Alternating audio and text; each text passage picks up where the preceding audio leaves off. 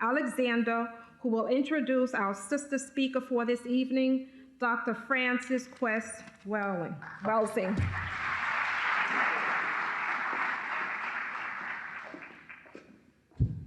Good evening, ladies and gentlemen.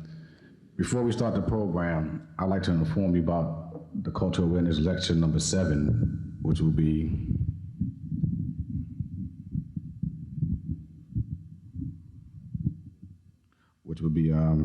held here at Boys and Girls High, February 17th, 1995. The guest speaker will be Dr. Jewel Pookrum, MD, PhD, Medical Director and founder of Civilized Medicine Institute and author of Vitamins and Minerals from A to Z. She'll be dealing with codependency, fibroid tumors, breast cancer, prostate cancer, and the purpose and effects of melanin. For some of you, Jewel Pookrum may not be known about. She's a very dynamic speaker, and I urge you to come hear what she has to say. You can purchase your tickets in the back during intermission. The tickets and flyers are available for you today. I'd like to also take this time and to ask you to render your support to the Guardians Association, where they'll be sponsoring an African American Heritage Celebration, February 8th, 1995, at 3 p.m. The location will be 1 Police Plaza in the first floor auditorium. Please call Sergeant Crystal Johnson at area code 212-374-5312 if you would like to lend a hand. And I ask all of you to give your support. And if you can't lend a hand to her and getting her program together, please lend a hand by supporting her. They work very hard to provide this play that they're going to bring to you. Africans Helping Africans will also be sponsoring a panel, Racism in the South Africa and Conservatism in America, What's the Difference? The panel will consist of that great multi-genius, our elder Dr. Yosef Ben Yakinen, Professor William Mackey Jr., Yatrice Lead, and Dr. Edward Scobie. The MC will be Imhotep Gary Bird. That's going to be January 26, 1995 at 7 p.m. The location is IS 258, 141 Macon Street. That's the corner of Macon and Marcy. For information, you can call 855-1812 or 718-434-7012.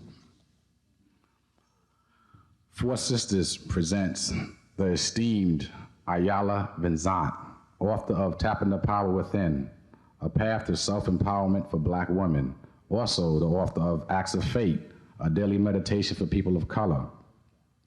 The Four Sisters are sponsoring a workshop with Ayala Vincent, a self-empowerment workshop, February 3rd and 4th. Learn how to control and direct your focus and mind. For information, please contact Nicole Kennedy. Is she here? Would you please stand? Nicole Kennedy? Right here? Okay, Nicole Kennedy.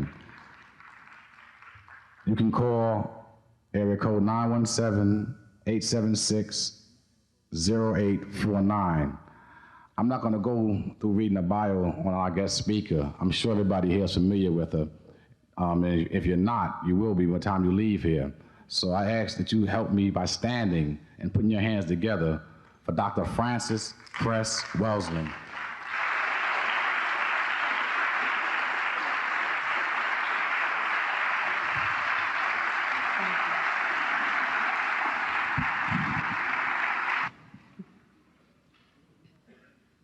Good evening, everyone. I am honored to have been invited to speak to you this evening by the Guardian Association of the Police Department for the City of New York, and to the officers and all of the members of that organization. I'm quite happy to be with you. And I was thinking about it, and I don't know of such an advanced police department that has such a group, to my knowledge. So I think we should give them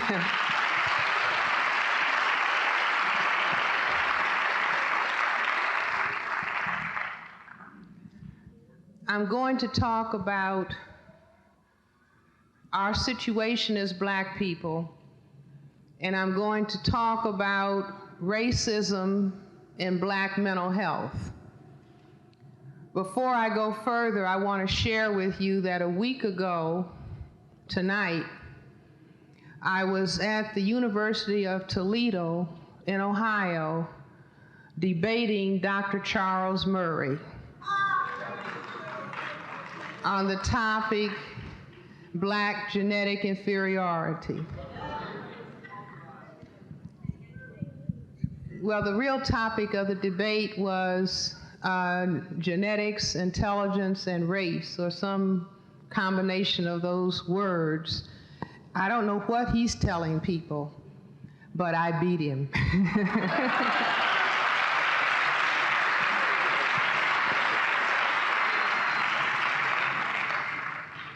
I beat him by putting his discussion of Black genetic inferiority in the framework of understanding racism, white supremacy as a global, national, local system of power domination. But before I go further, I want us to have a moment of silence in recognition of the passing of Dr. Amos Wilson, the famous Black psychologist that I understand passed recently.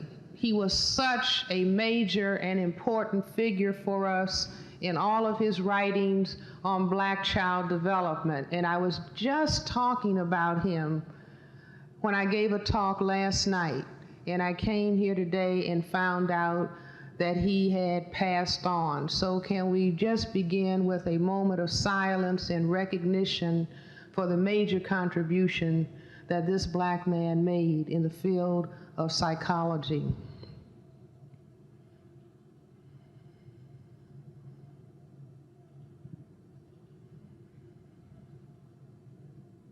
Fine. Racism. We are 5 years away from the 21st century. All of us as Black people must participate in turning the future into what we all believe and know that it should be. A planet and a universe where there is justice. Justice does not exist on planet Earth today. This planet, whether we like it or not, is dominated by the greatest system of injustice, the greatest system of violence that has ever existed on this planet.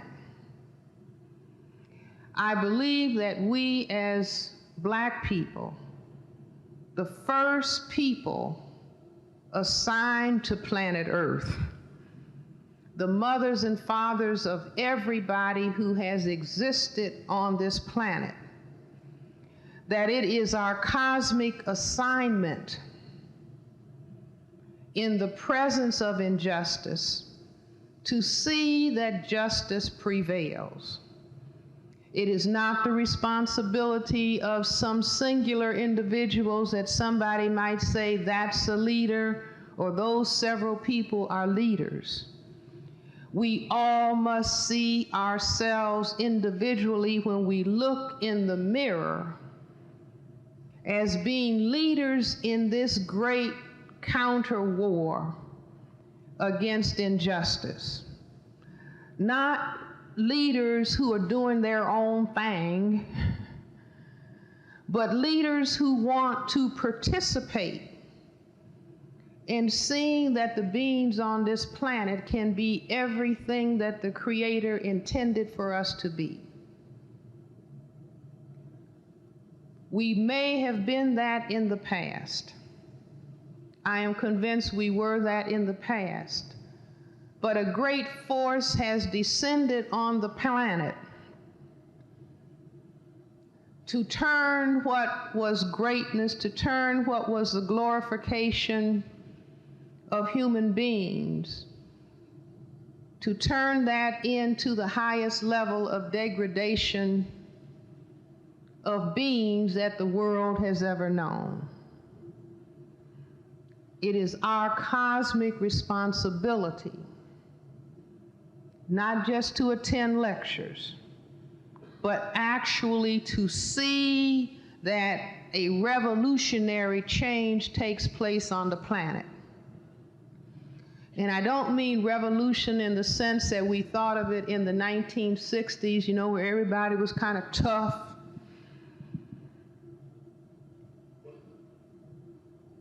But we're creating a different kind of revolution that is based upon every single person that classifies him or herself as black having an in-depth understanding of what this war that is being waged against us is really all about.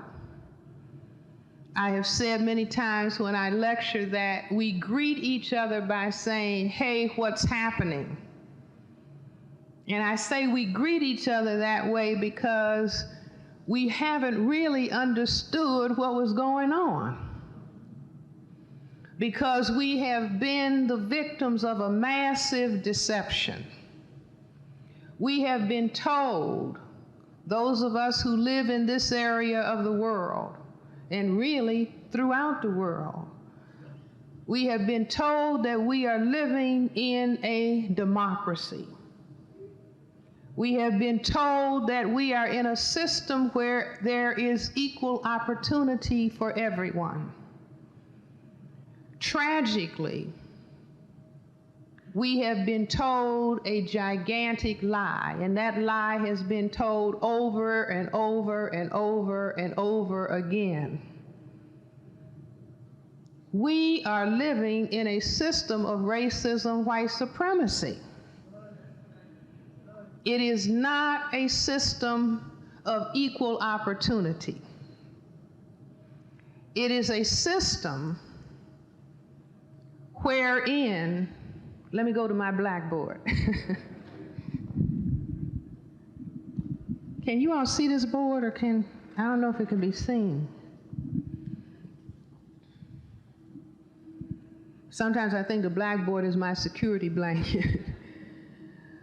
But we have to, each and every one of us, we have to have it clearly in our heads that we are on a planet in which we have been told we are the minority. Let everyone in this audience put it in their brain computer once and for all. That's the first big lie. 1/10 of the people on this planet have skins that are white, only 1/10. 9/10 of the people on this planet, the overwhelming majority, are black, brown, red, and yellow. We must put this in our brain, and even if you find yourself saying, as a minority, check yourself and say, wait a minute, I made a mistake. Because this big deception, training the vast and overwhelming majority of people to consider themselves a minority, is psychological warfare. It's to make the majority feel minuscule in terms of numbers. So repeat after me. The black, brown, red, and yellow people on this planet are the overwhelming majority people on planet Earth. Fine, class. Okay. The second gigantic lie is that something is wrong with the genetics of black people.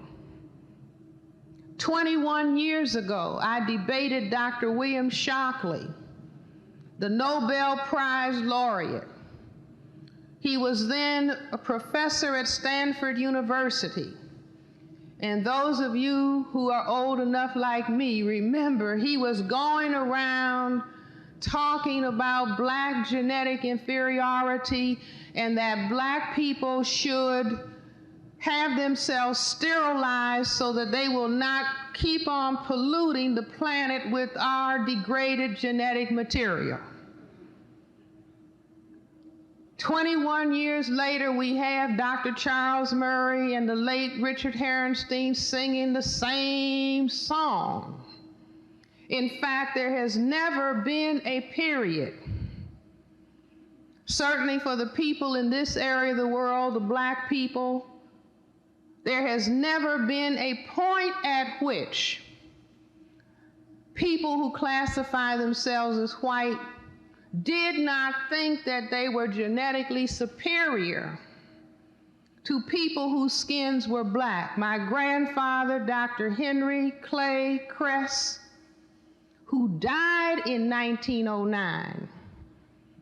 A short time ago, I had an opportunity to see some papers that were in an old trunk, and my grandfather had written, I never knew him in person.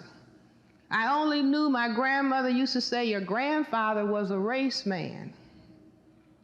That meant that he considered his identification with other black people to be a priority. But my grandfather had written, how dare anyone think they are superior based on their skin being white.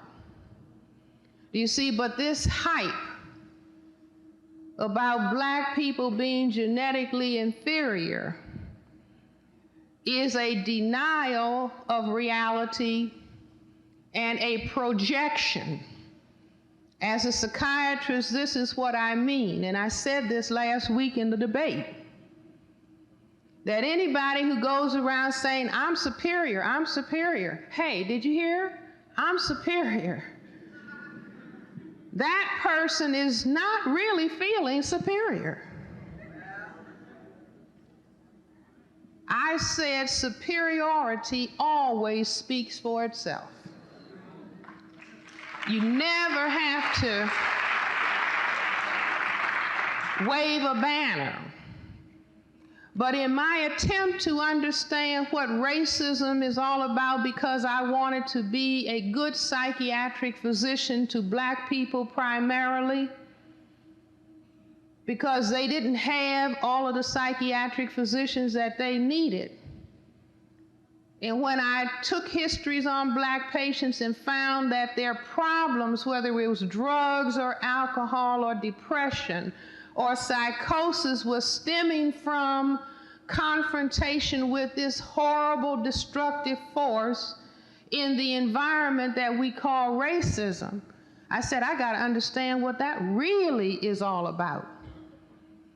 And so looking at this fact that, wait a minute, these people who put this big lie out that they're the majority are really the minority.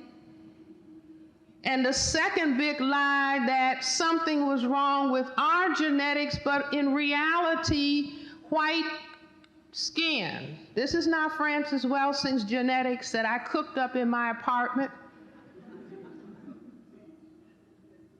Skin whiteness is defined by white people themselves, but when they were talking about a white mouse or a white bunny rabbit, not themselves, that this is a genetic deficiency state. It is albinism. It is genetic recessive as opposed to being genetically dominant. So I put those two things together and said, I've got it. This is what racism is really all about. This tiny minority of people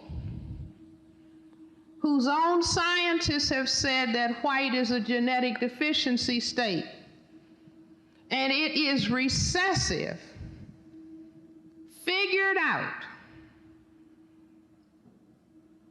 after they ended up circumnavigating the globe. People of color had circumnavigated the globe long before that.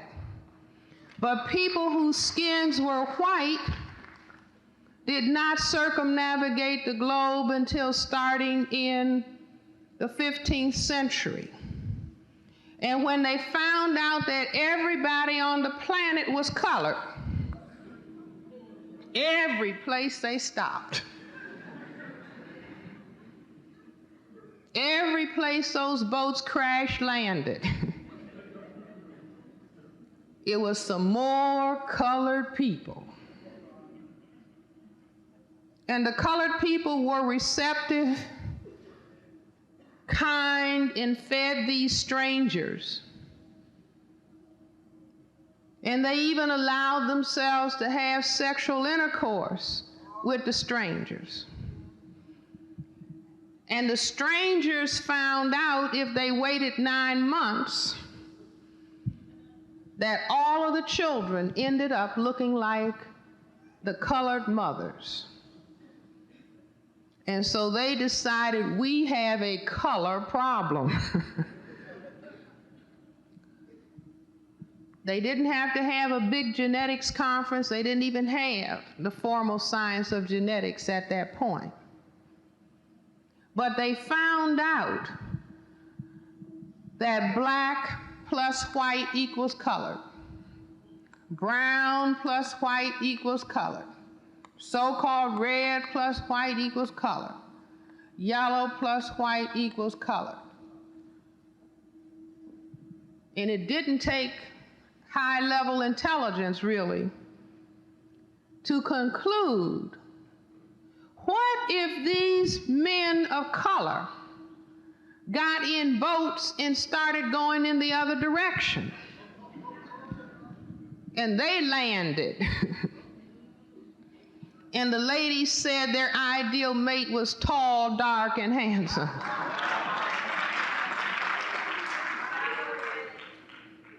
They realized that white could disappear. Are you with me? Now, we have been miscegenated out of our minds and brainwashed out of our minds so that we have been sent on a course to try to make black disappear. Is that right? I talked to somebody recently from the continent of Africa, and they said, Dr. Welsing, everybody that I met said, when you go back, will you send me some bleaching cream? That's right. That's right.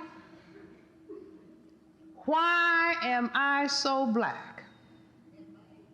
But this is simply brainwashing. You see, but the people whose skins were white, and when I was busy decoding racism 25 years ago, one of the things that occurred to me, in addition to the fact of white minority status and white genetic recessive status, was that while we were busy being told, the blacker you are, the uglier you are. And if you're black, stay back. And if you're brown, what? Stick around. And if you're yellow, you're mellow. And if you're white, you're all right.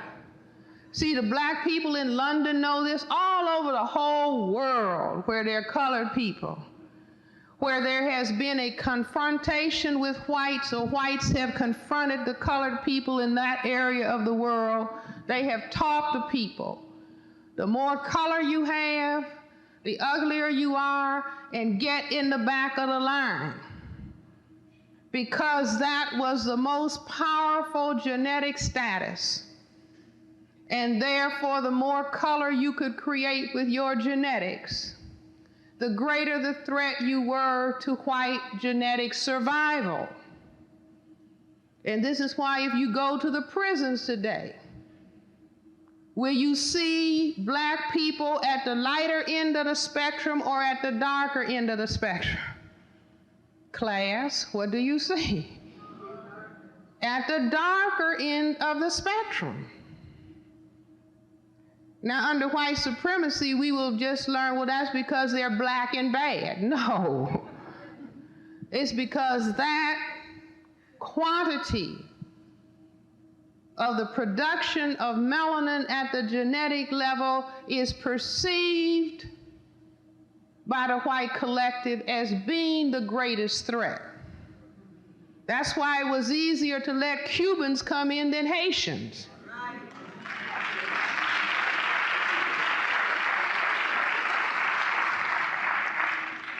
But while we were being taught all this negative about color, and this is one thing that I looked at, gosh, they talk negatively about color, but in the summer and in the winter, tanning is gotta be tan. Gotta go to the suntan parlor, even when it's snow on the ground.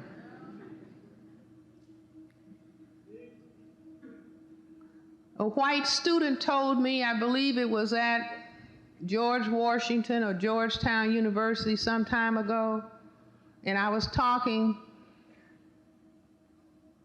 to these white students about racism, and the white student said, Dr. Welsing, did you know that we compete in the summer to see who can get the darkest? See, we didn't know that on our side of the track, right? It's like when I went to college, I went to Antioch College, and in those ancient days, 1951, integration was one black girl and one black boy per class.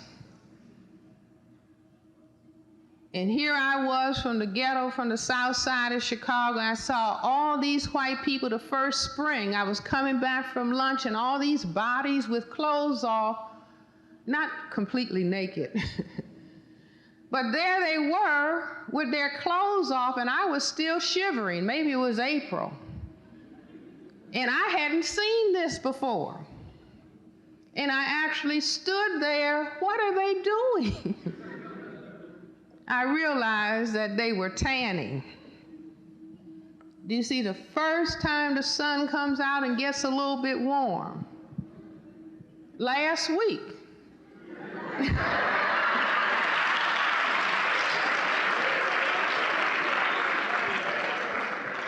Really, I came back to Washington from Cleveland, and I had on slacks and a coat and a scarf.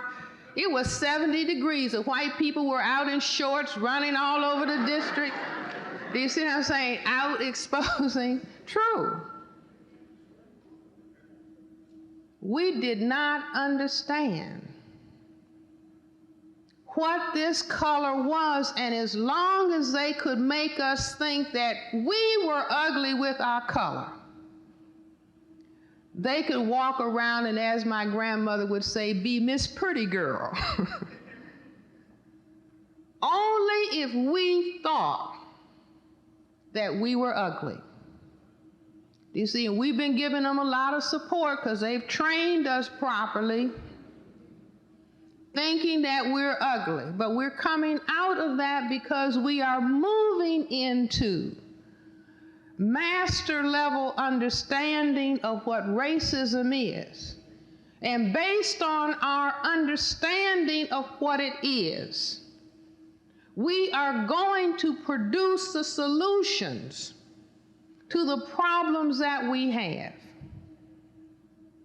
So I understood tanning, and I also understood lynching and castration. How many people have wondered, what in the world is that behavior about? I asked that question when I was about 6 years old. My grandmother and my parents were standing in the dining room with the black newspaper, talking in hushed tones about a black man had been lynched. And I remember saying to my grandmother, Granny, why would they do that? And my grandmother said, some people just have to act ugly. But when I decoded racism is about white genetic survival on the planet, it just popped into my brain computer. Oh, now I understand lynching and castration. Lynching of a black man would occur usually behind saying he looked at a white woman. Is that right? Or he thought he wanted to look. Or he was thinking about somebody else looking.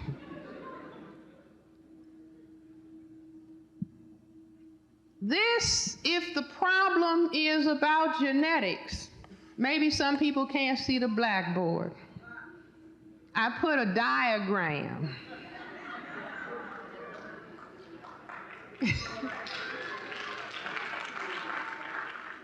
Of male genitalia.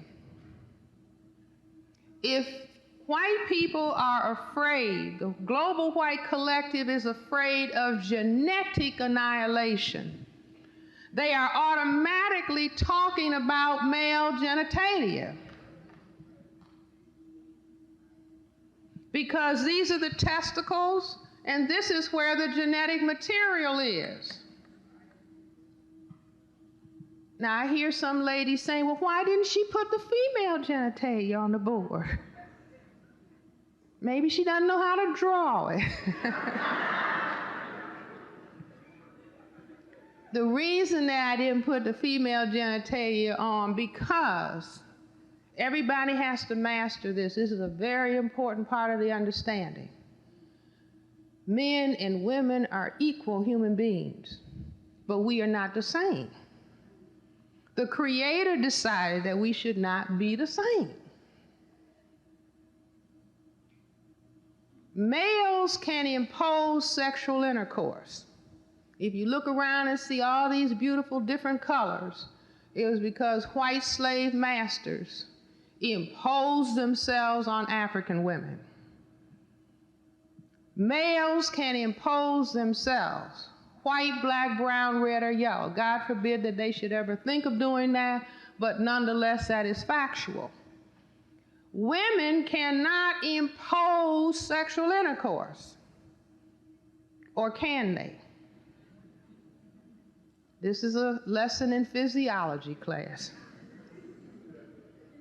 Try it.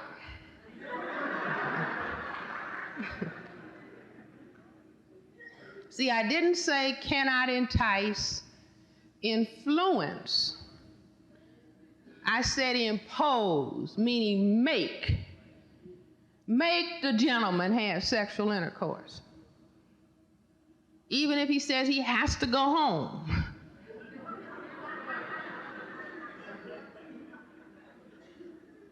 No, you run to your purse and pull out your Uzi.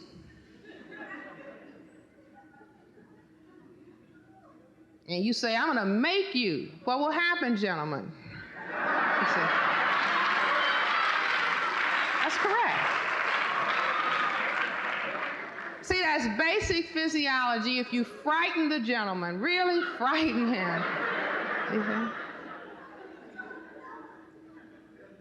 So racism is about oppressing all people of color. But it is more particularly about black people. And it is even more particularly about black gentlemen. Because the lady cannot force the white male into sexual genetic annihilation. But the fear in the mind of the global white collective is that the black gentleman can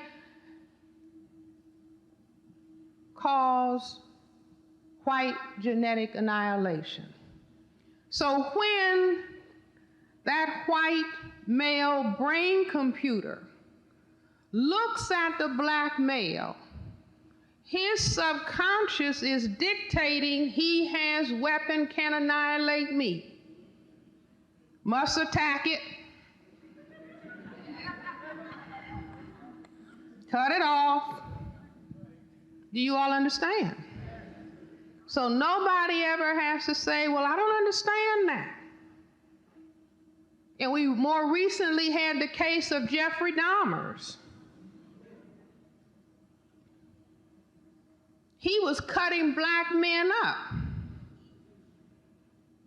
And he couldn't get enough just cutting them up. He had to eat them, including their genitalia. In addition to working in a chocolate factory.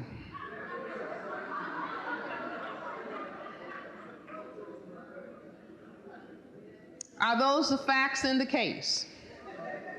Those are the facts in the case. Are you all with me? See, we are coming up on what, 2 weeks, 3 weeks from now, Valentine's Day in the white supremacy system and culture. See, that's what we must learn to say. We are coming upon Black History Month in the white supremacy system and culture, so therefore we understand why we only look at ourselves for 1 month. Do you follow what I'm saying? And we look at white 11 months. But we are coming upon the day that is about love, supposedly. What is the favorite gift? Chocolate candy with nuts, hopefully.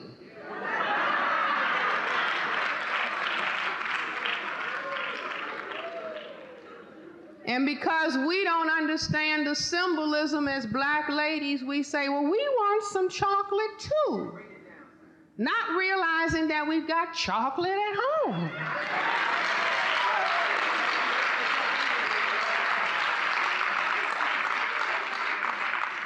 See, indeed, if you understand what I'm saying, you will also understand why in the white supremacy system and culture, all of the favorite drinks are dark brown. Coffee, tea, Coke, Coca-Cola, Pepsi. And the white lady on TV says, I can't get started in the morning until she's talking to the white man, her husband. This thing. I can't get started in the morning until I have some Folgers in my cup. It's so dark and rich. Is that the ad?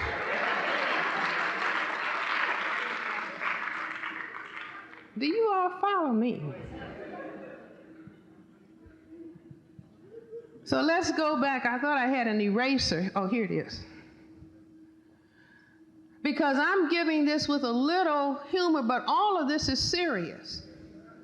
All of this is very, very serious because we're talking about what exactly is the nature of the war that is being waged against us that we haven't understood clearly to date, but we are moving on understanding.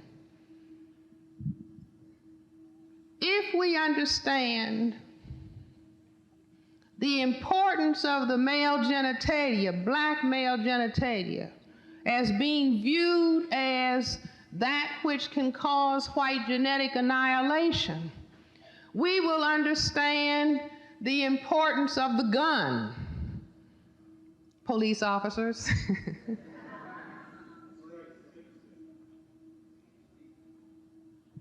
If we look at the front view of male genitalia, it looks like this. The lateral view looks like this. Just think about the lateral view for people who are far away. If you turn that around 90 degrees, what do you have? A gun. A gun. Guns are the most important thing in the white supremacy system and culture. Because the white brain computer says he has weapon, can annihilate me, must create weapon, can do same thing. You see? In other words, the white genetic material is recessive. It cannot cause black genetic annihilation. But the white brain computer came up with gun, can make gun. And what do they call the gun? The great equalizer. See, these terms are not idle expressions. We treat them as idle expressions, but they come from the subconscious, because the problem, the fear of white genetic annihilation is not talked about overtly. In other words, you don't hear big discussions on TV, we are genetic recessive and we're afraid of white genetic annihilation. You don't hear that being discussed. You just hear everybody needs a gun. 200 million guns in the hands of people in this area of the world, and they're not just in the hands, or mostly in the hands, of people who are classified as black or otherwise non-white. So the great equalizer, and from that awareness comes the term justifiable homicide. Justifiable homicide, somebody might say, well, the definition of that is when you have to shoot somebody. The term comes from people who are in uniform in the white supremacy system and culture, who classify themselves as white, who see a black man and say, I thought he had a weapon. He does.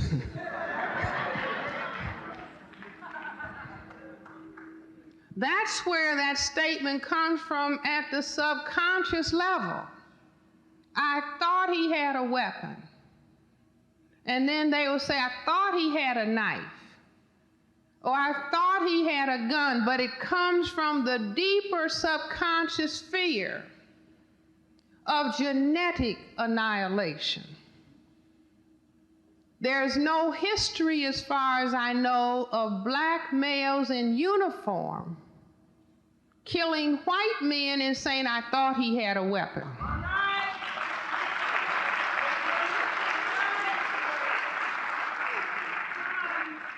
Now, maybe that's because they see better. I don't think so. It's just that the same fear is not in the minds of black gentlemen. It is a fear that is resident in this particular power system and structure. This fear is also manifested in another major activity within the white supremacy system and culture, one of the most important activities, if you go by the numbers. What am I talking about? A major activity. I don't want to spoil anybody's fun, but ball games.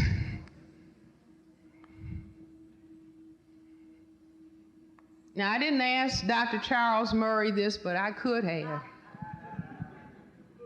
Dr. Murray, since you say you're so smart, what are the two series of ball games in the white supremacy system and culture that have come out of the white brain computer? Because black people didn't create these ball games. We play them with expertise, but we didn't create them. Why did it come out of the white brain computer, these two series of ball games? What are the two series, class? If you read my book, don't answer. No. See, you're looking at it all the time. You're looking at it all the time, but because we were lied to when we were little children and told it was a democracy, and we read Dick and Jane and Spot and Puff and Baby Sally, we were not told what was really the shape and the dynamic of the culture. So we actually are looking at what I'm getting ready to tell you, but we don't see it. But once I decoded what white supremacy was all about, and one Sunday I was in my house and it was so quiet, and your brain functions best when it's real quiet. That's why they train us now. This is your soul. Say boom, de boom, de boom, de boom, de boom. See, that cuts the computer off. It actually does. It cuts the computer off. It just drowns it out with too much stimulation. They know that. But I said, it's so quiet. I wonder what's happening. Why is it so quiet? See, what's happening? And then I said, oh, the ball games. The ball games are on. And then it just clicked into my computer. These ball games have more significance than we realize. And then it just clicked into my brain computer. It's 2 series of ball games, Francis. Big brown and small white. And what balls are we talking about, really? These balls.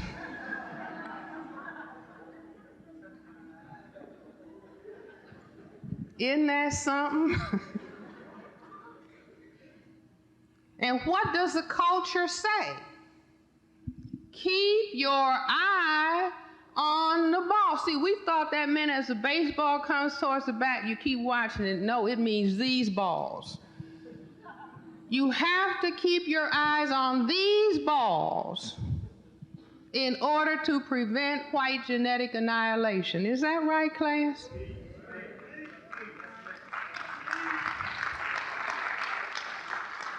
So every season has to focus on balls.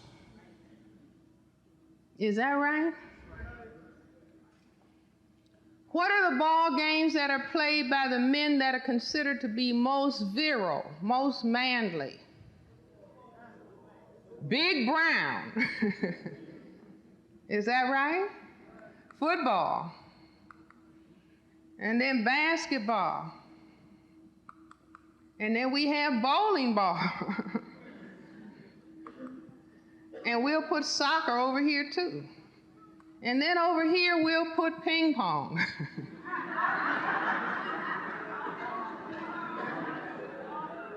Right? Golf, tennis, baseball, right? Now see, I hear some people saying, this lady is really out of her cotton picking mind. But I think I do know what I'm talking about. Now let's see.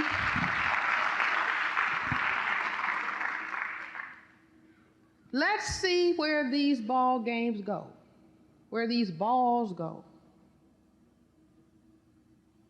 A white gentleman told me, Dr. Welsing, do you realize that white men say they are not men until they have had sexual intercourse with a black lady?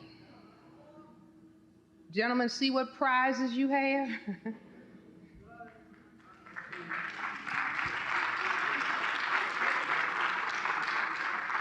So what games are played by the most powerful men? What's the ball game that is played by the most powerful men, the presidents? Golf, a small white. But let's see where the small white ball goes. Long stick held between legs.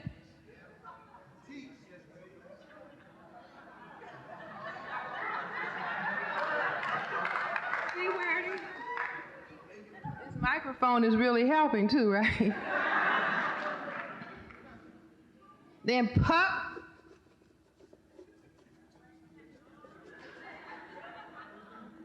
trying to make a hole in one. In the old days, a black man used to stand behind a white man. Is that right? Caddy. Say, boss, I think you want this one.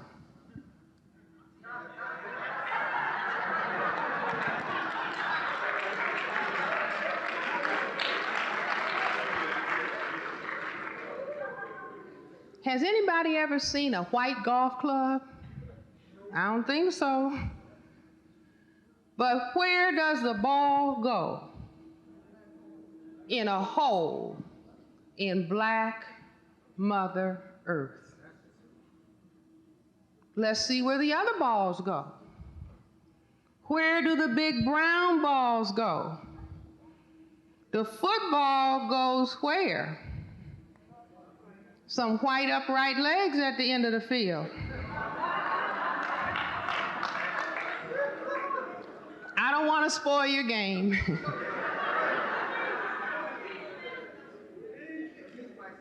But this is war. We have to understand. We have to understand. I'm just showing you the subconscious symbolism that makes the point. I didn't make these games up. But once you pull back the curtain of decoding what the culture is really all about, this stuff just jumps up and you say, oh, I see, oh, wow, look at that. So the big brown football, because a white female has said her ideal mate is who? Tall, dark, and handsome. So therefore, where does the basketball go? It's a white net. Slam dunking it in.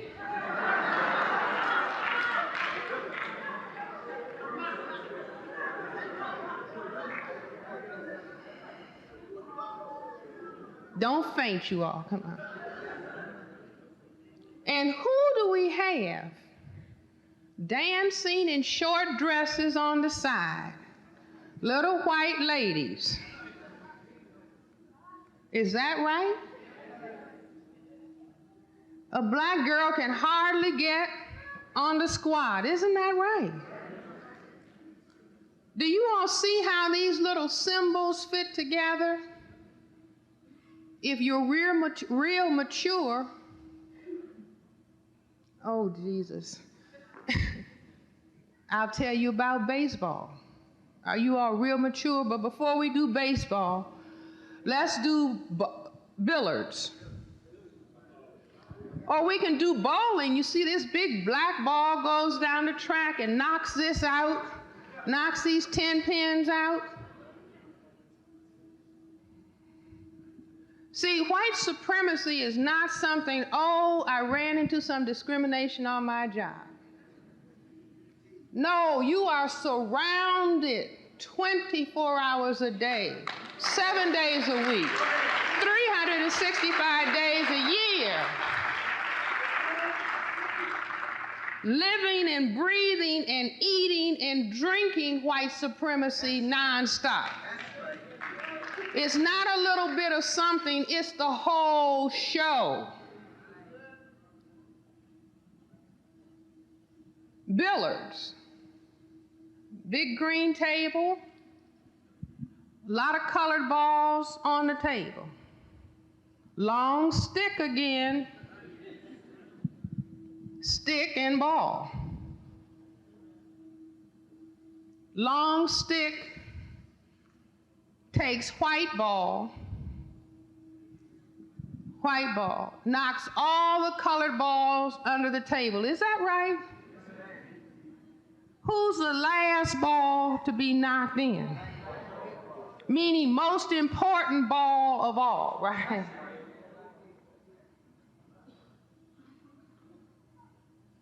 All us black people know what the black ball is, right? And the culture says what? You don't want to be caught where? Behind the 8-ball. Being caught behind the 8-ball, the white supremacy, I need to put this eraser over here. The white supremacy power equation is white over non-white. To be caught behind the 8-ball would mean what? Non-white over white equals white genetic, there goes a person, annihilation. Do you all follow? See, when something is being done at the subconscious level, it means you don't have to think about it. And so everything that is done is keeping people, the minority, in touch with what the critical issue on the planet is. They are all clued in. We are not clued in. So now we are getting clued in.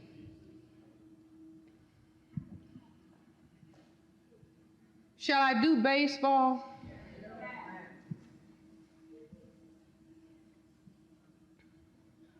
See, the elements, the brain computer, when it makes a symbol, it'll take things and contract them so the brain understands, but the elements of baseball, long stick, white ball, triangle.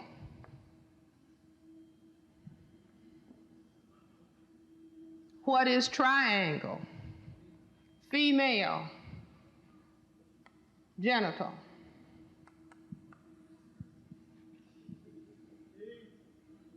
Are you with me, class? What do people eat at baseball games?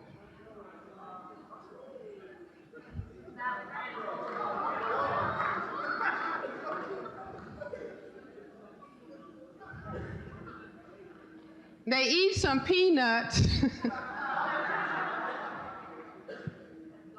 and hot dog in bun.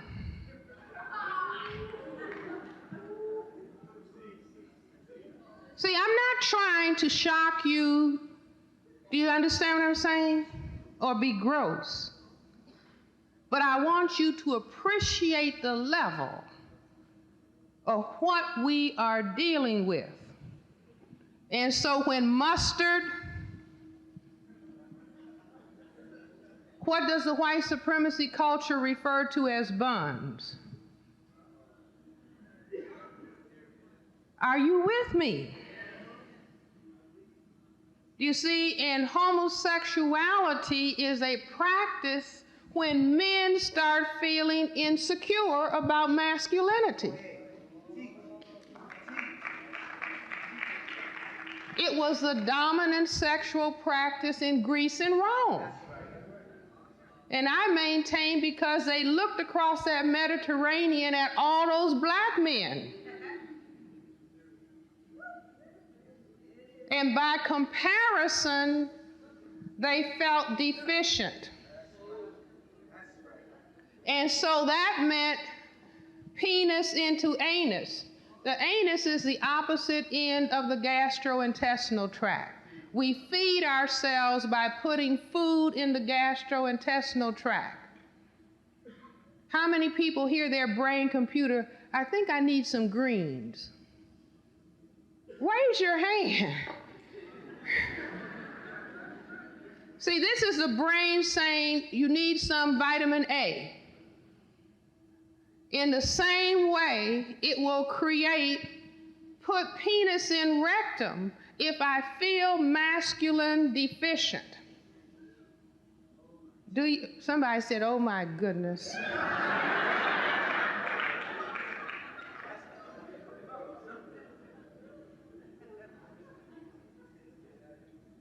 Are you all following me? Do you know that within the framework of the discussion of the bell curve and all the people, so-called scientists, who are saying black people are deficient in terms of intelligence as far as genetics goes, do you realize that one of these esteemed scientists has said, we will have to conclude that the smaller the penis, the higher the intelligence. Do you all understand? Isn't that heavy?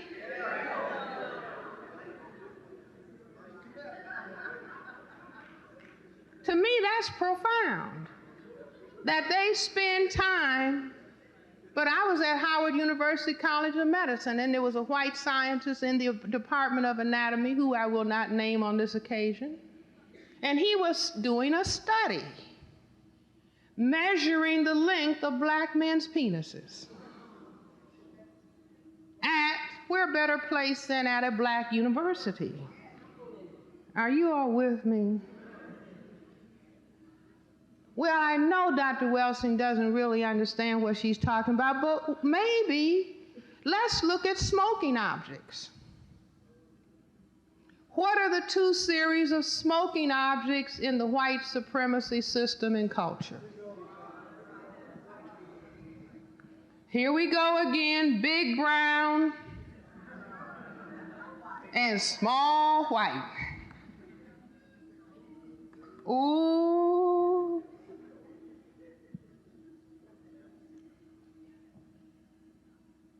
What, aside from cigarettes, what are cigarettes called in the white supremacy system and culture? You read my book. Cigarettes are called fags. Look in your dictionary. Meaning small white is equated with what? Female and effeminacy. What smoking objects do the most powerful men smoke? Cigars. And I encourage everybody in this room to go to your newsstand where they have the big expensive magazines and look for the magazine, big expensive magazine called Cigars, and it has all these long cigars and how they taste and, you know, their characteristics and how much they cost. The most expensive smoking objects, are they small white or are they big and brown? Big and brown.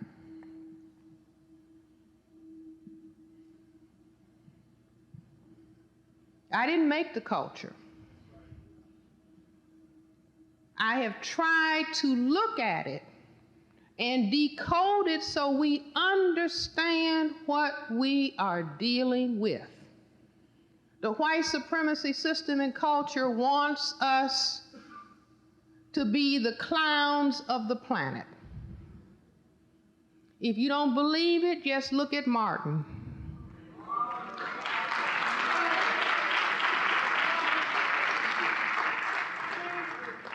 And this is why this discussion has great importance. Because the white supremacy system and culture says, if I can just turn him into a woman, I'll be home free with white genetic survival. Are they succeeding? Yes. Yes. Yes, indeed.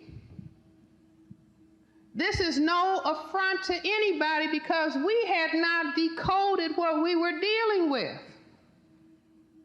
When I was in undergrad, I used to think, well, it's all about economics.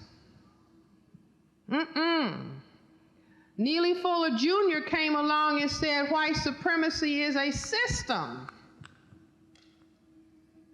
And the system operates in economics, education, entertainment, labor, law, politics, religion, sex, and war. This is everything we do. The system is carrying out in terms of perception, logic, thought, speech, action, symbols, and emotional response. Everything is geared to white genetic survival. It's a trick to say it's all about green power. No, you need money to purchase the things that you need and that you want. But it's all a part of the system of white supremacy, what you get, and whether you can keep what you get. So if we begin to understand, oh, it's about white genetic survival, and all you have to think about, well, what are the various routes? What are the various pathways? Like all roads lead to Rome. All the pathways lead to white supremacy as long as it's unopposed. Everything. Well, let's see how we can stop, stop the black male from being able to affect white genetic annihilation. Let's see what we can do. How do we affect all black people, male and female, not understanding what it's all about? So somebody might say, well, Dr. Welsing, every time you turn on the TV now, you see black men sitting up next to their white wives. Isn't that right? Psych.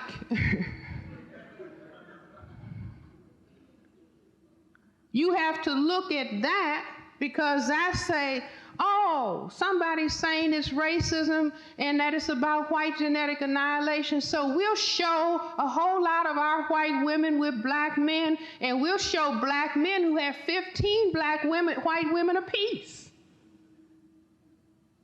That'll convince them it's not about white genetic annihilation. But the very moment they're showing that, thousands of black men are dying in the streets. Those few little things that they show you on TV, or pushing the effeminization of black men through the sitcoms and making black people laugh at it because they don't understand what's going on. And they laugh at it, and they have their children laugh at it because they don't understand the whole game is about white genetic survival. Preventing white genetic annihilation, every single thing that they do. A white professor, female at the American University in the District of Columbia, said to me one time, Dr. Welsing, white people talk negatively about black people at all social gatherings. Not some social gatherings, all social gatherings. She said the common assumption is that every white person present agrees. Before she told me this, I said, yes, I know. And that's why when white people say, well, Dr. Welsing, what can I do? I say, tell black people what white people talk about when there's no black people around. Now, I gave a talk last night, and a young black lady said, well, you hate white people. You must hate white people. The Bible says we should love our enemies. Psych.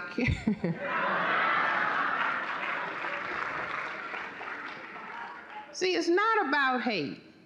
I'm not talking tonight about hate. I'm talking about decoding the game that's on the white side of the chessboard.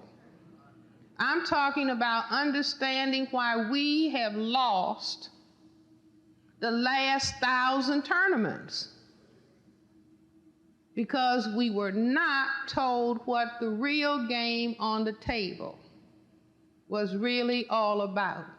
I say that the IQ that black people should be interested in is the WS in parentheses R IQ. That's the white supremacy racism IQ. How much do we understand about what white supremacy is and exactly how it works? Because it is deadly.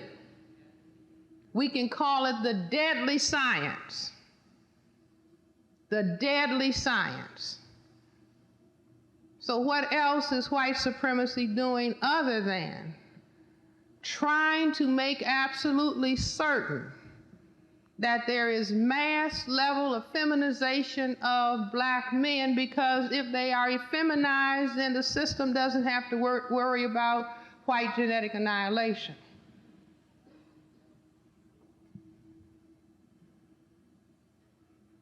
A child in my office this week, a little boy, 11 years old. Mother brought him in because he was refusing to do homework.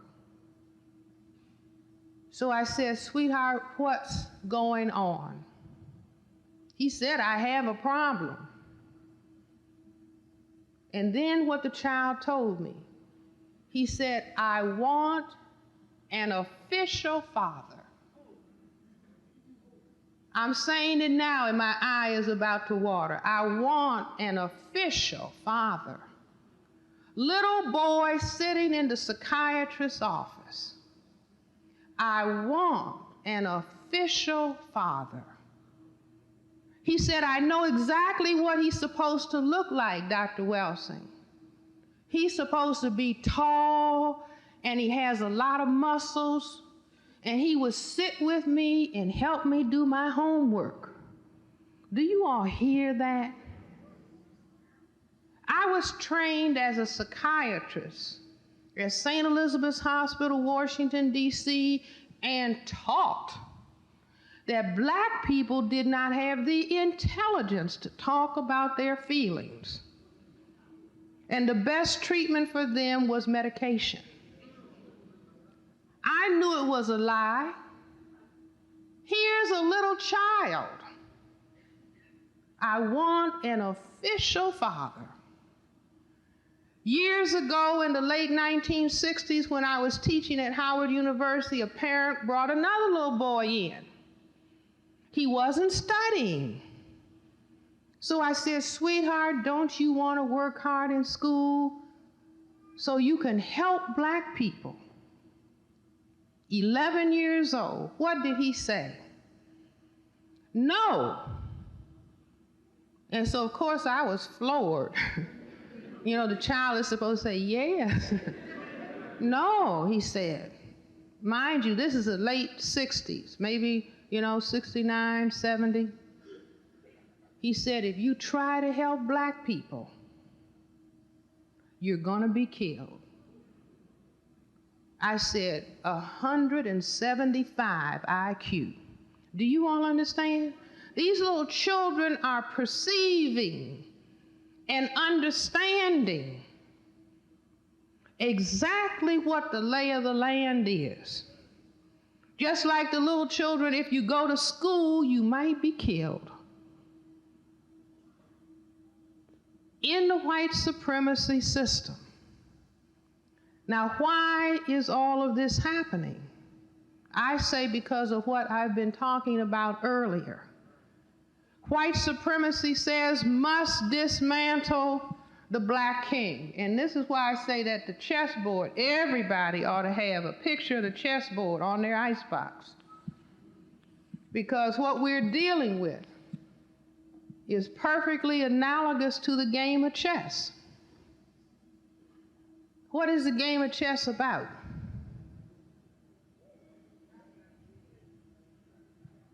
I hear a lot of B answers. I'm looking for A. The game of chess in detail is about the white king checkmating the black king. Isn't that right? Why do I say it? White always moves first. So white is playing what? Offense, defense, and black has to play defense, offense.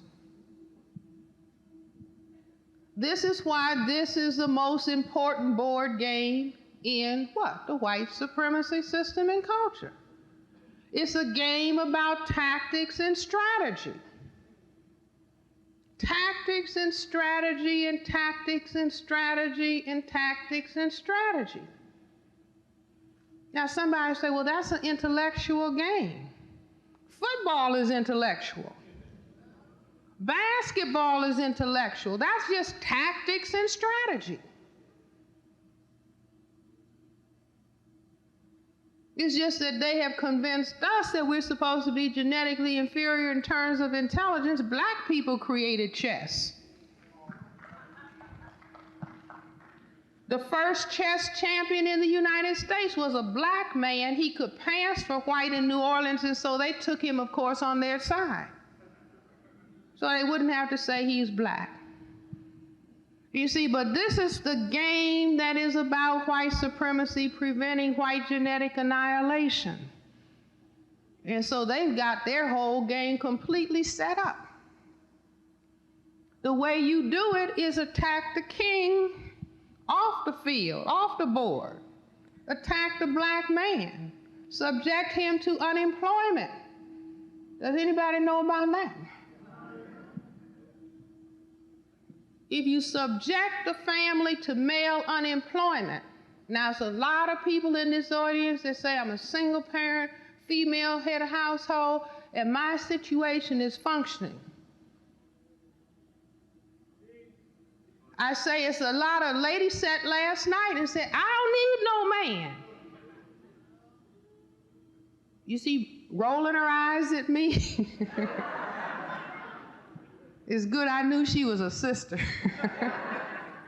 My sister, my family. Do you understand? I don't know what you're talking about, Dr. Welsing. I don't need. That's what the system has taught us to say.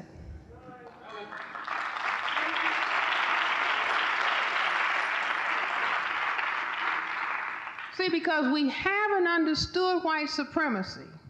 And so instead of us seeing that we're at a chessboard, we don't see this top. We're just what? Warring with each other. Down here on the black side of the board. Wondering why we're not winning the tournament.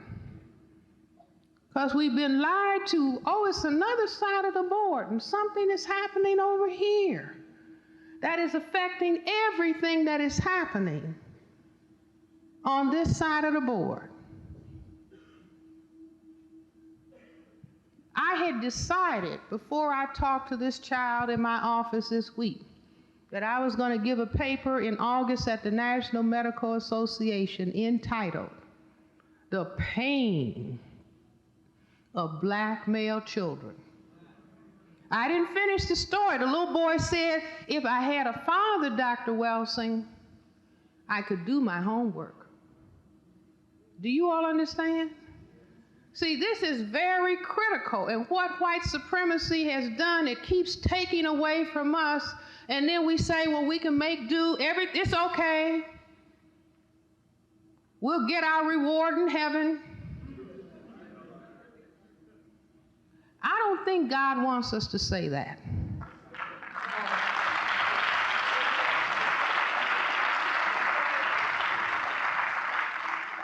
Now, it may be nice up there, but it's supposed to be nice down here too. Not just make do. And if we understand what the game is, we can do better than just make do. But we've got to understand the exact nature of the war that is being waged against us. White supremacy says, I'm going to knock the black king out with unemployment, underemployment. Lady came to my office this week. See, this is just a week of psychiatric practice. I'm a lawyer, Dr. Welsing, in a big law firm. My husband and I just are not getting along.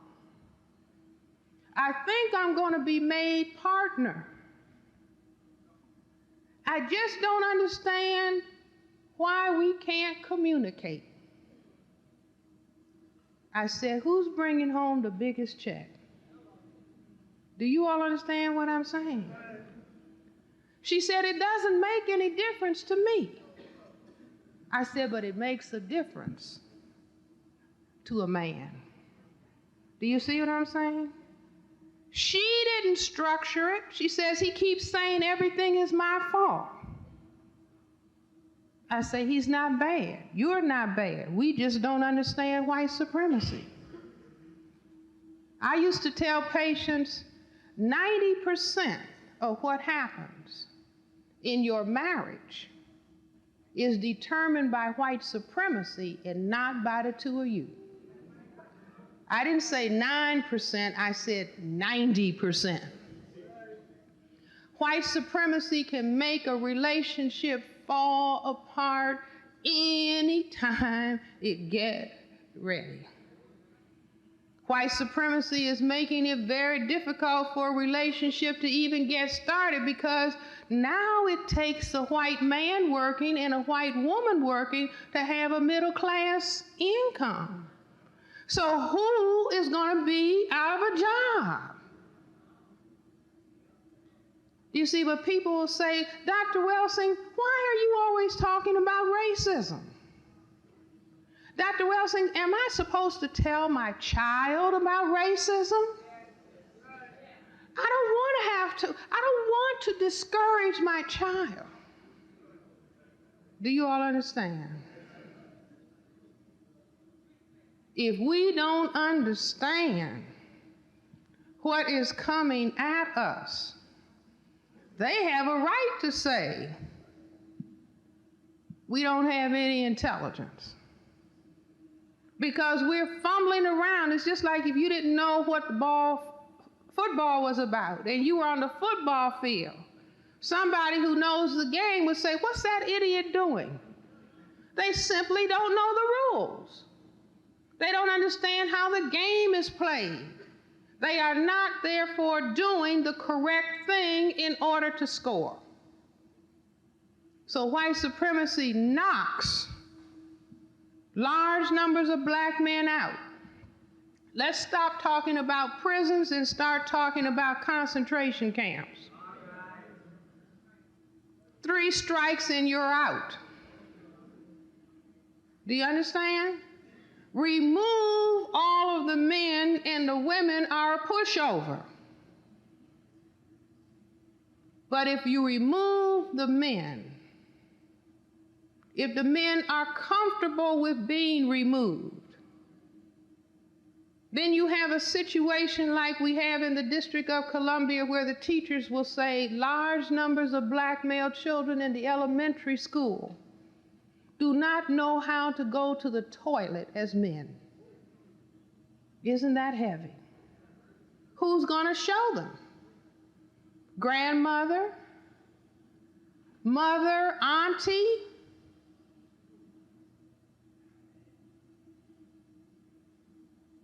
White supremacy knows exactly what it's doing. Can we win this tournament? See, now I feel the vibe is kind of down, like I don't think we can. We can, people.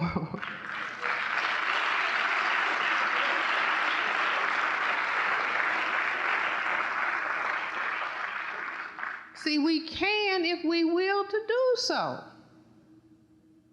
We're the majority people on this planet. Now, anybody who doubts it, just go and look in the mirror and say, I'm going to get unpsyched from thinking that I'm genetically deficient in terms of intelligence. I used to ask people, how many people would like to have a Mercedes in this audience? Tell the truth and shame the devil. How many people think it's a nice car? Right, okay. Now, how many people think the person sitting next to them can make a Mercedes? Right.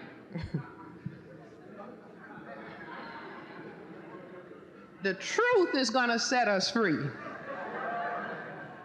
How many people think the person next to them can make toilet paper?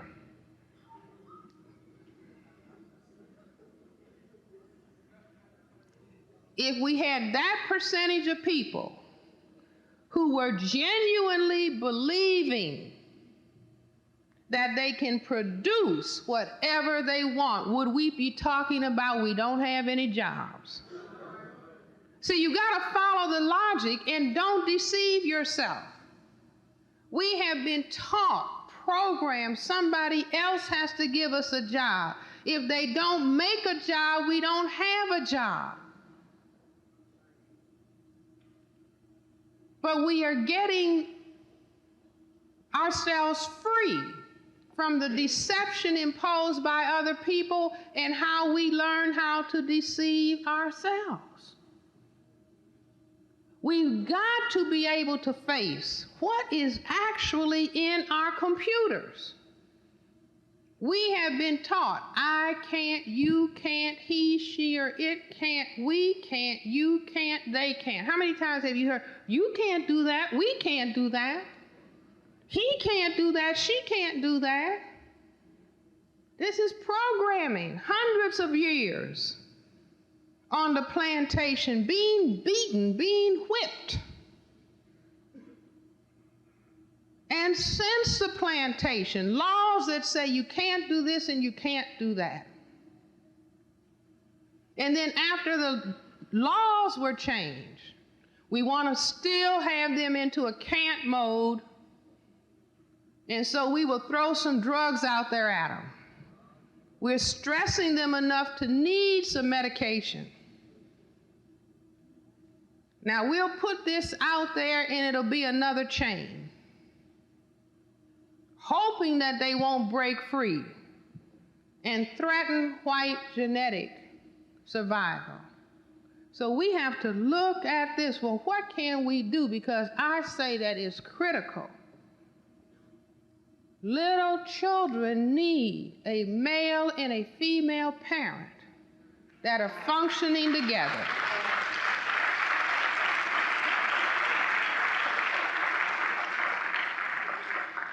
A father who loves a little girl is one of the best brakes on boy craziness. You know what boy crazy is? Longing for father, and father not being there. So the little girl has to convince herself that some boy likes her. Do you all understand? See, don't feel bad. We're at home looking at what has happened to us. We've got to look at it so we can change it and make it what we want it to be. Another parent this week going through a divorce, acrimonious relationship. We're sitting in the courthouse. The mother said, my daughter said to me, she's talking to me and her attorney, my daughter said, Mommy, I think I'm going to grow up and be a lesbian. This is 12. The mother said, what? She said, a lesbian. The mother said, well, why would you say that? She said, I'm looking at all the trouble that you and Daddy are going through. And I don't want those headaches when I grow up. I mean, this is out of the mouths of children. Do you all understand? We are being programmed to what? Hate one another.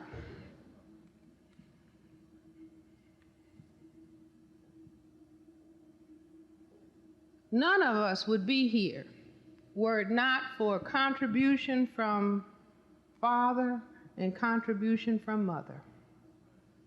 But the social dynamic can make us hate each other. Hate ourselves and hate each other until we have thoroughly gone into total genocide. Because genocide is just the opposite face of white supremacy. If I'm afraid that somebody else's genetics will overpower me, then my brain computer will simply work out logical solutions leading right up to genocide.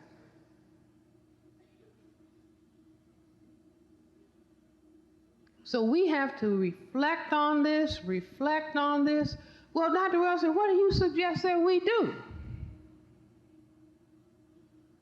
I suggest that we understand we are at war.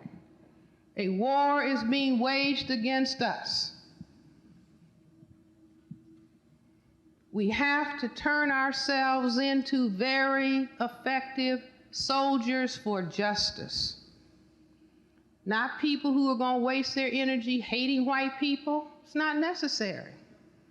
You don't sit down and play chess and I hate my opponent, I hate. Go on the football field, imagine a football player, I hate the opponent. No. You go in that squad room and study the opponent's plays. You let yourself reflect when they're good so you know what your opposition is. So hate is out. First, we're going to engage in the exercises of Black mental health and Black self-respect. I call it building a pyramid. The base of the pyramid has to be our mastering self-respect. How do we do that? Neely Fuller, in his textbook for victims of racism, laid out a number of things, and I added some things to it.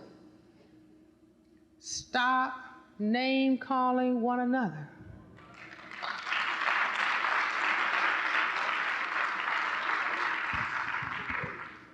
See, somebody will say, oh, I don't mean nothing by that. No, don't call people out of their names. Call them the name that they wish to be called. White supremacy called us niggers. Read the slave narratives. Every other word, us niggers, the nigger this, the nigger that. That's what white supremacy imposed on us. Stop name-calling one another. Stop gossiping about one another. Gossiping.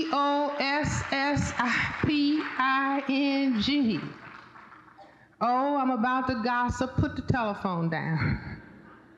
See, this is very important because the way you exercise what you think about yourself is how you relate to your reflection. So the brain computer said, there's another Black one just like you, Francis. Then how I feel about myself will be reflected in how I relate to another Black person. So we are going to engage. See, we do exercises to keep our muscles in shape. Now we're doing exercises to get our brains in shape, in our self-image, in our self-concept, so we can be effective soldiers. Because if I think negatively about myself, do you think my brain computer will work in my behalf to optimize my development and success? No. The brain said, you don't like yourself. Why should I work in your behalf? So stop name calling, stop gossiping, stop squabbling with one another. Stop snitching on one another. Informing to the racist for reasons of personal gain. Stop being discourteous to each other. Stop being disrespectful to each other. Stop cursing one another. If we have time, we'll go into our favorite curse, motherfucker. We'll see why we use that. Stop being discourteous. Stop being disrespectful. Stop stealing from one another. Stop robbing one another. Stop fighting one another. Stop killing one another. Now, what if Black people, what if we were walking around and say, you do know the code, don't you? Are you in code? See, if we have to dance, can you do the code?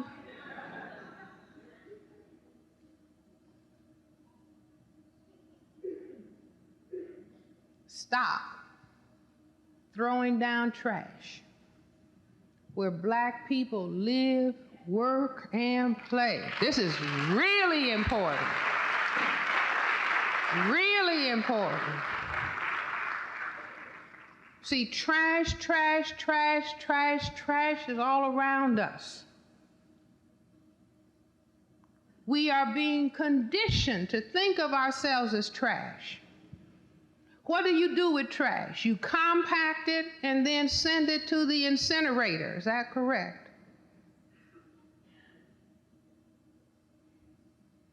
There was a big ad in the Washington Times newspaper, Sunday, November the 20th, 1994.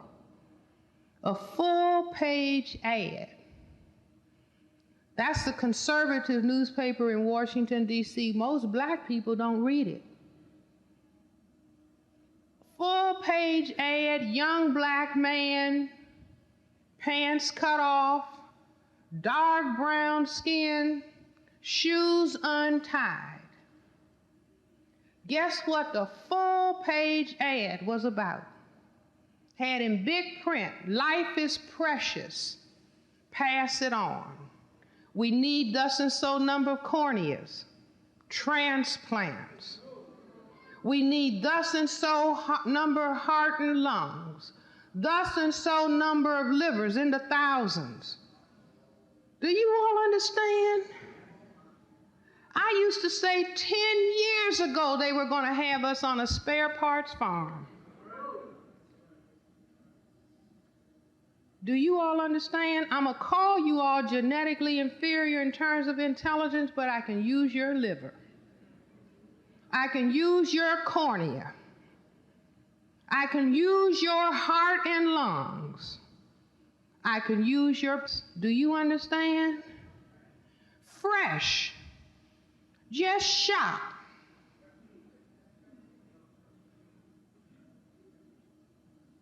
Do you all understand? Get in code. Stop fighting one another. Stop killing one another. Stop making believe that white supremacy does not exist.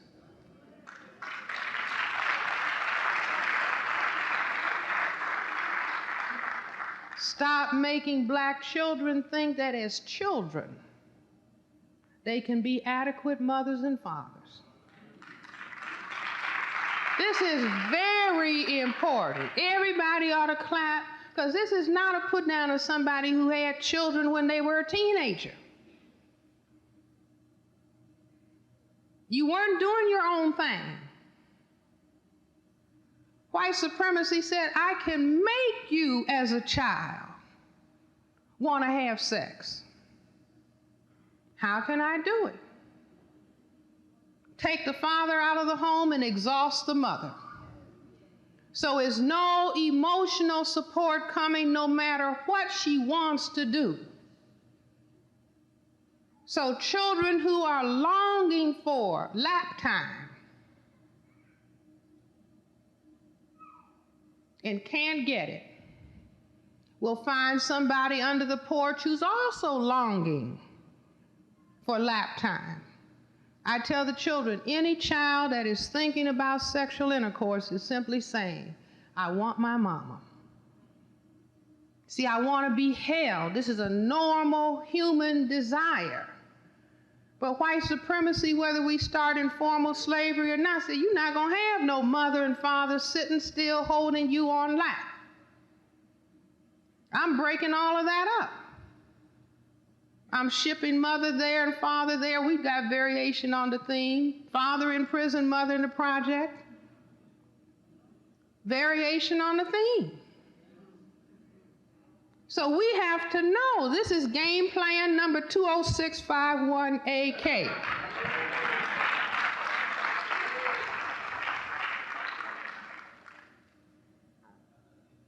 What's our response? Now hold on to your chair because you're not going to like what I'm going to say. This is war. This is not what you like best, what you want me to say. I'm saying what I think I understand. under the conditions of white supremacy, all people who are trying to make soldiers in order to war against white supremacy and produce justice so we can have peace on the planet. No black lady have children before 30. I know she's crazy. Black men 35. Do you all hear me? If I thought you were ready for advanced soldiering, I'd say no sex until then.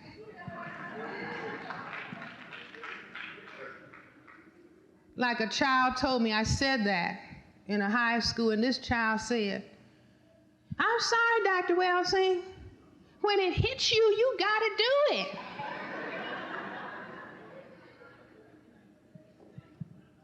So I said, "Sweetheart, are you ever on the bus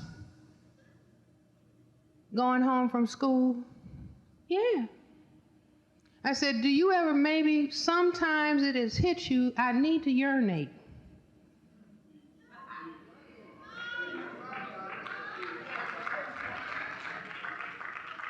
Or move your bowels.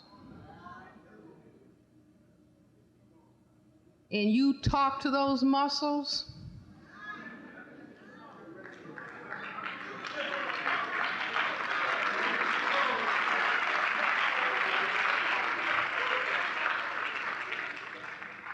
And you say, "Peace be still." Do you understand? Any behavior can be brought under control. We have a cosmic purpose in being here. It's not to just do anything. And I tell the little children, look, don't feel bad. Don't feel bad if you've had a child. Blame me. Why do I say blame me? Because we allow to go on in front of children. They can't turn on the TV without sex, sex, movie sex, sex, sex. So I tell the little children, we are in a confused society, a society that is smart, that has no wisdom. Just take the black people away and look at what the white people are doing with themselves. If you don't throw anything in the face of children other than sex, and then you say, well, why are they having sex? Because that's what you're teaching them to do. And I say it comes out of a society that actually degrades itself. Out of the white supremacy system and culture comes the only real pornography on the planet. People of color initially worship the act of self-reproduction. But if you don't like the way you look, you will curse God and curse sex. Maximally degraded. Maximally degraded. And so we have to help the children understand it's problems. We're going to take responsibility as the older people, but we want you to understand. Because as a child, you cannot take care of a child for 25 years. It takes 25 years to stand a soldier on his or her feet so they can deal with the stress of war. Do you all understand me? We should say by the year 2000, we're not going to have any black children having children. We are all going to be in the business of producing people who will ensure that justice is brought to the planet. Somebody asked me last night, parents group,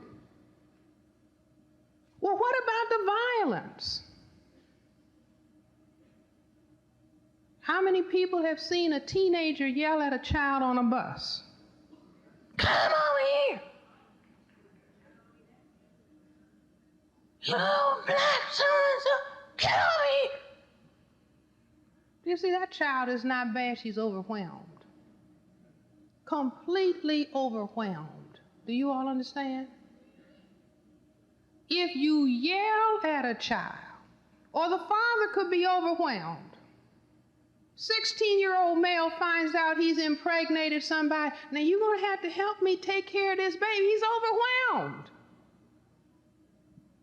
Do you all understand? See, we've got to start thinking. We think these people are playing with us. You know, Mensa, the society for the people who are supposed to have the highest level of intelligence, came out in the newspaper last week. They had put in one of their newsletters, homeless people should be exterminated. This is in the New York Times. Homeless people should be exterminated, and also other people with defects. That's us. The melanin defect.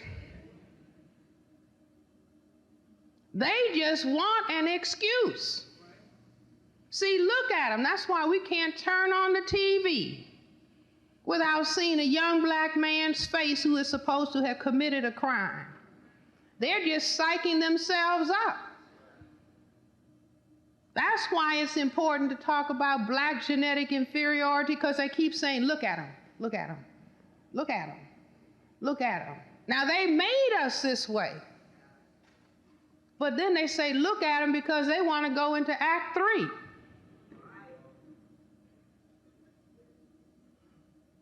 So we have to take the position we're not about to be.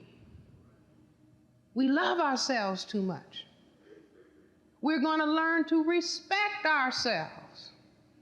And also, we understand our mission, and it's not a dream.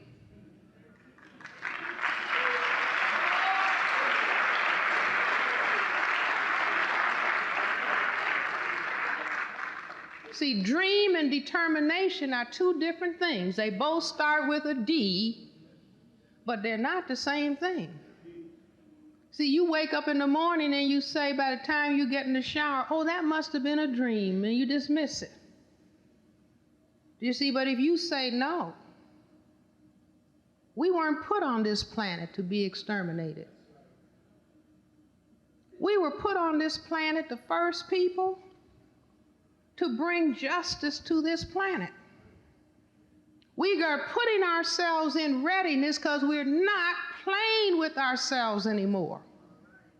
See, they even have the black weathermen clowning.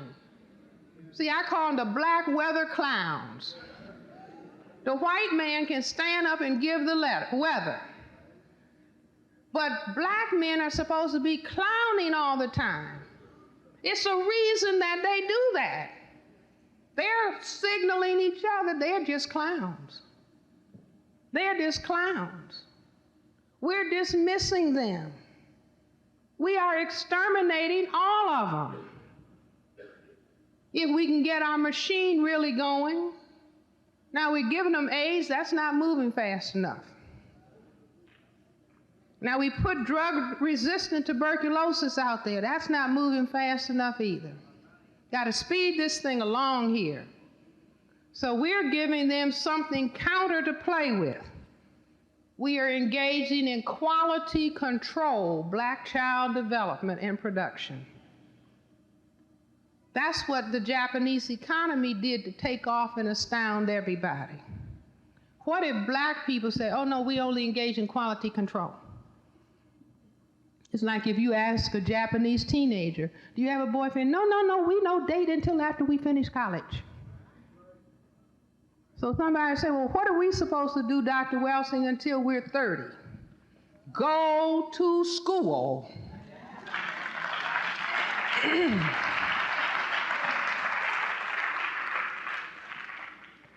See, let me suggest for the black agenda, I'm recommending it in the District of Columbia. A wise people would say, every child that graduates from high school, good grades, no drugs, not become a mother or a father, gets $2,000 from the state.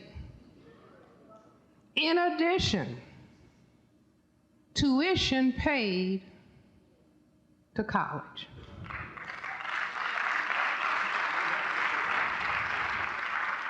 Why not put that on the table?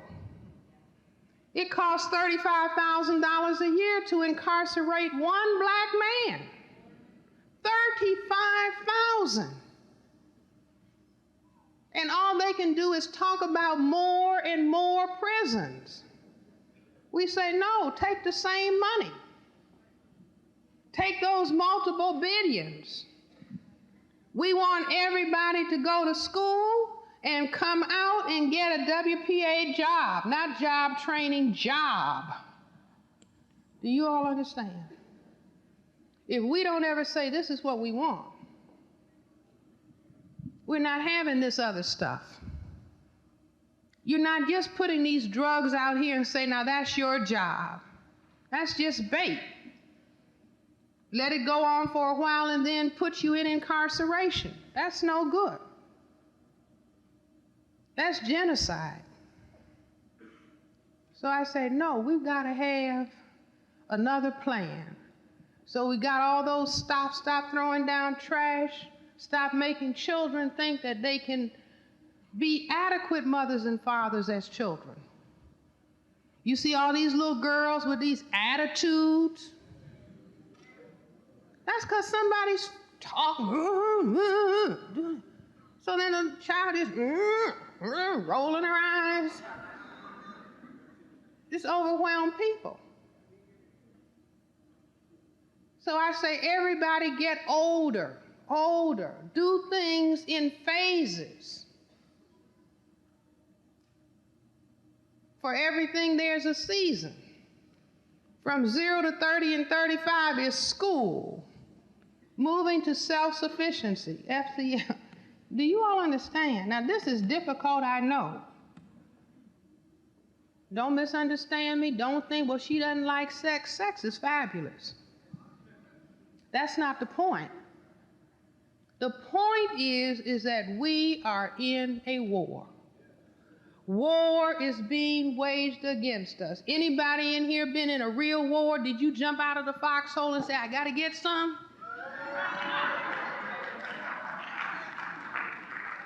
And get shot dead in your tracks? No. No, it's a time and a place, and you have to determine what are the conditions that we are in. Can you imagine anybody in Japan where that earthquake hit? Talking about, I got to get some. I mean, I can't clean any of this debris. I got to get some now. No. Unless they're ready to be taken to this asylum if it's still standing. So no. Are you all right? I overwhelmed.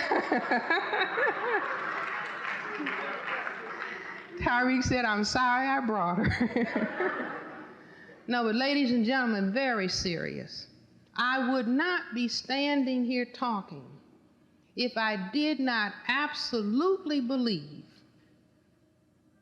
that we can astound the universe in succeeding in what it is that we are attempting to accomplish. The white supremacy system gives us some clues.